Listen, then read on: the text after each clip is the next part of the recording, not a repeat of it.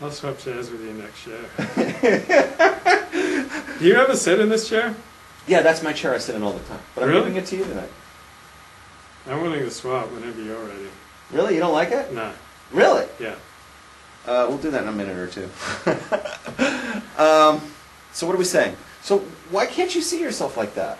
Look, I see some of my good points, but like just like the matter of like getting things done and paying the bills and setting up for retirement and setting up for kids so you can send them to a Jewish day school and to create a Jewish life, I'm just not capable as yet. Like, I have a hard time enough just keeping my own life together. Like, you know, when their health problems go wrong, just like trying to, I get a ride to the airport and I got to take this time off because I've got this, and then I've got this obstacle comes up and my vehicle's broken down, and like just like the concrete matters of like getting through the day and paying the rent and keeping up with the health insurance and making sure I have a vehicle that's running and paying for my therapy, and like I'm struggling just to keep my head above water, let alone these women who are like, you know, flying, you know, in these jets above me while I'm like, you know, struggling to keep my vehicle running, you know, down here. It's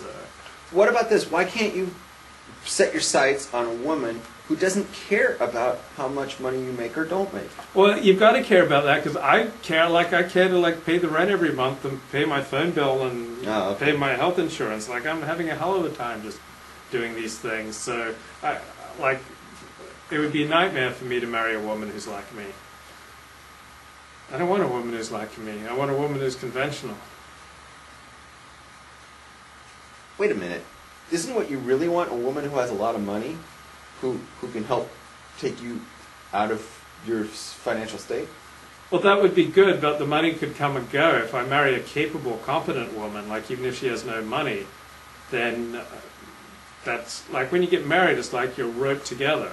And so, like if you're alone and the Indians come after you, you know, they can attack from behind. But if there are two of you, there's no behind. You're kind of protected against the world. So when the Indians come and attack you, like she handles this half and you handle the Indians on this half. So if I want a capable, competent woman, so even if she's got no money, she's capable and competent, that's someone that I don't mind being attached to. Like if someone's got a lot of money, but she's got these killer flaws that are, you know, that say, oh, when the Indians attack, she's going to lie down. She's not going to be. She's going to be a burden around my neck. She's going to be a millstone to me. So I want someone who's formidably competent and capable. Okay, and you don't see that. And when you went to Limud, LA, just to bring us back to the topic, you went to Limud, LA. What was the problem with these women? That they weren't interested in me. Oh, so it didn't matter who.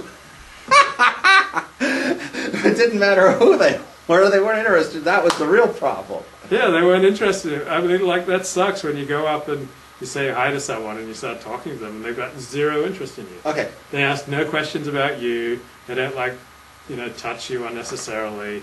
They don't say, hey, this is my room. Come up later, let's study some Torah. Or let's meet in the hot tub and, you know, go over some Gemara. No, they just like, hey, Levi. You know, at best they kind of like feel sorry for me. It's like, oh, here's Levi, he's a loser, but I feel sorry for him. Aren't you projecting something onto them that they're saying to you rather than giving them a chance to find out what they're thinking? No, I could know what they were thinking by what they were doing if they said, like, let me drop to my knees right now and acknowledge you as my savior. Then, you know, I would understand that they were, you know, that they were moved. Or if they said, you know, Levi, I love your Torah talks, let me give you a hand.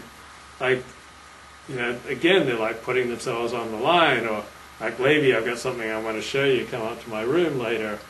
Or, Levi, what do you think of this outfit? Or, Levi, I've got these high heels, I know you like high heels, I'll wear the high heels while we study Torah.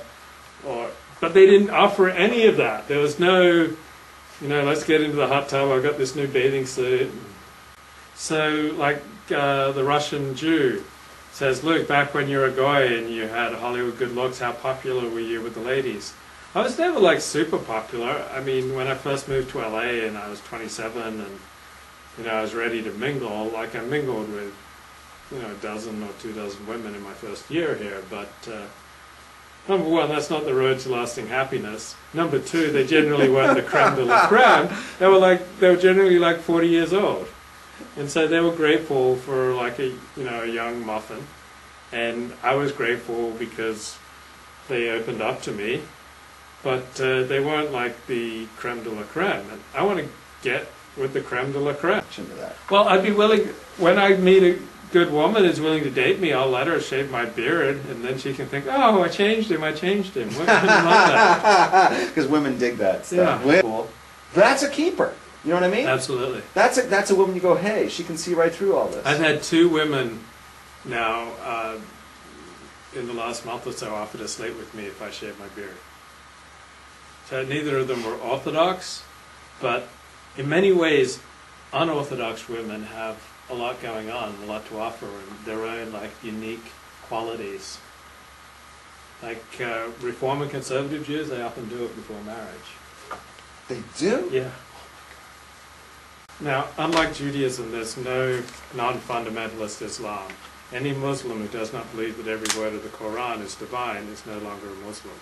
So while Christianity had its Reformation and has its liberal mainstream churches, and much of the Roman Catholic Church is quite liberal, and Judaism has Reformed Judaism and Conservative Judaism, which are liberal, and they accept a non-fundamentalist approach to their sacred text. There is no non-fundamentalist approach in Islam.